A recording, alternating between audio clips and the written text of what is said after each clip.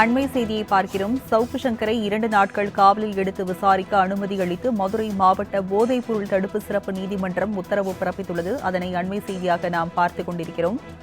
சவுக்கு சங்கருக்கு மேலும் 2 நாட்கள் போலீஸ் காவலை போதைப்பொருள் தடுப்பு சிறப்பு நீதிமன்றம் உத்தரவு பிறப்பித்துள்ளது. அதனை அண்மை செய்தியாக பார்த்துக் கொண்டிருக்கிறோம்.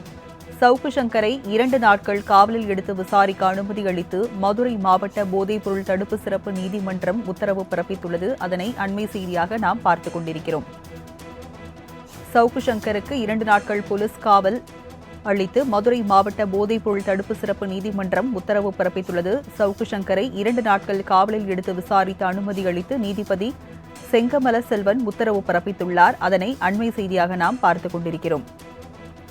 சவுக்கு சங்கரை 2 நாட்கள் காவலில் எடுத்து விசாரிக்க அனுமதி அளித்து மதுரை மாவட்ட போதைப்பொருள் தடுப்பு சிறப்பு நீதிமன்றம் உத்தரவு பிறப்பித்துள்ளது. சவுக்கு சங்கரை 2 நாட்கள் காவலில் எடுத்து விசாரிக்க அனுமதி அளித்து நீதிபதி செங்கமல செல்வன் உத்தரவு பிறப்பித்துள்ளார். விவரங்களை செய்தியாளர் மதிவாணன் வழங்க கேட்கலாம். மதிவாணன், சவுக்கு சங்கருக்கு மேலும் 2 நாட்கள் காவலில் எடுத்து விசாரிக்க நீதிமன்றம் உத்தரவு பிறப்பித்திருக்கிறது. விவரங்கள் என்ன?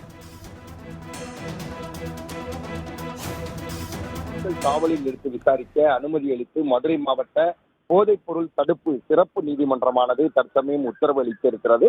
கஞ்சா வைத்திருந்ததாக கைது செய்யப்பட்ட வழக்கில் சவுக்கு சங்கருக்கு கிட்டத்தட்ட 7 நாள் காவலில் எடுத்து விசாரணை செய்ய அனுமதி கோரியிருந்தனர். ஆனால் தேனி மாவட்ட பிசிப்பட்டி காவல்துறை தரப்பு தாக்கல் செய்யப்பட்ட மனு மதுரை மாவட்ட போதைப் பொருள் தடுப்பு சிறப்பு நீதிமன்றத்தில் நீதிபதி செங்கமல செல்வன் முன் விசாரணைக்கு வந்தது. அப்போது சவுக்கு சங்கருக்கு மருத்துவ பரிசோதனை செய்ய உத்தரவிட்டிருக்கிற நிலையில் மருத்துவ பரிசோதனைக்கு பின்னர் மீண்டும் சவுக்கு சங்கர் நீதிமன்றத்தில் ஆஜர்படுத்தப்பட்டார்.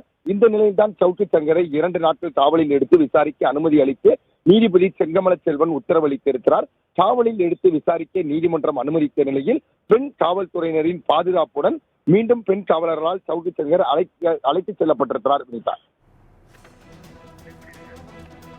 விவரங்களுக்கு நன்றி மதிவாணன்.